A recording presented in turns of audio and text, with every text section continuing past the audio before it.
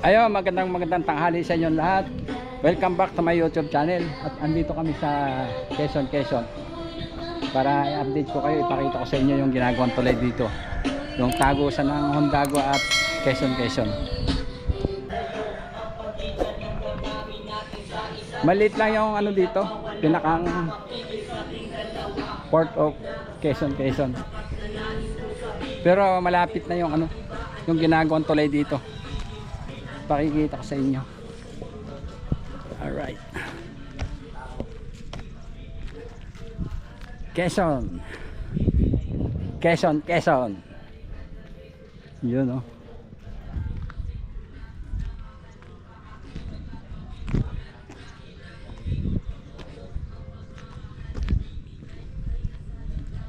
Ayan mga katiboy, yung ginagawang tulay. Malapit na pala, bani ano? Bali to ng ang dugtong niya, no? Oh, tanaw nga pala. Tanaw mga katiboy, yung tao pag low tide makikita mo doon sa kabila. Galing. Ayan, no? Ayan mga katiboy, yung ginagawang tulay. Puro poste pa pala, ano, wala pang kuwan. Pero doon sa unahan may mga nakatambak ng ano, may kalsada na.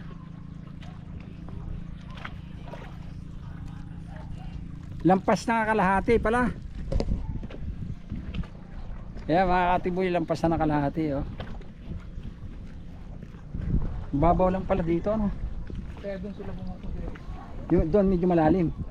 Ito yung nauubusan ng tubig. Naiga ano, nahibsan. Ayan mga katiboy oh. Ito na yan. Wala lang kahit magbagyo. Ayan, kumbenya na para sa mga motorista. Para hindi na kayo pumila sa Ruro patungong Alabat. Pag nayari yan, dire-diretso na. Medyo malayo lang pero mas mabilis. Ayan oh, makakatibay tanaw sa kabila. Paikot pala to, no? Parang kuan, parang lake. Kalawag na yan. Itong natatanaw niya Kalawag. Kalawag yan. Tapos ito yung Kalawag o Lopez? Ito Lopez to. Yung banda doon Kalawag. Kalawag yun. Doon. Ito Lopez. Roma po. Hondago Lopez eh. Ang nakakasakop. Ayun. Sige. Tara. Yun na lang mga katiboy. Siguro mga ilang taon pa to, yari na. Puro taksa ang ano rito, bangka.